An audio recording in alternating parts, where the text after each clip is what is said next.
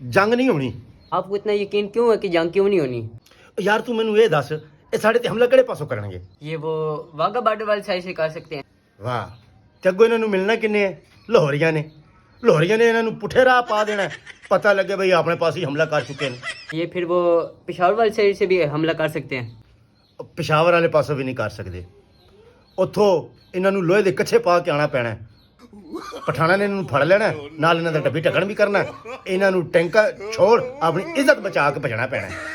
फिर वो बलोचिस्तान वाली साइड से भी कर सकते हैं। उत्थे तो डरदे असी आप नहीं वड़दे, इन्हां ने खे वड़ना है। फिर ये सिंधी रह गए, कराची वाली साइड से करेंगे फिर। भुल जा, क्यों? उत्थों गिराची वालियां ने खा खा पान ते गुटके ਉਹ ਥੁੱਕਾ ਸੱਟਣੀਆਂ ਇਹਨਾਂ ਤੇ, ਉਹ ਥੁੱਕਾ ਸੱਟਣੀਆਂ ਇਹਨਾਂ ਤੇ, ਇਹਨਾਂ ਨੇ ਆਪਣਾ ਮੂੰਹ ਲੁਕਾ ਕੇ ਭਜਣਾ ਹੈ, ਅੰਨਾ ਹੋ ਕੇ ਭਜਣਾ ਹੈ ਇਹਨਾਂ ਨੇ।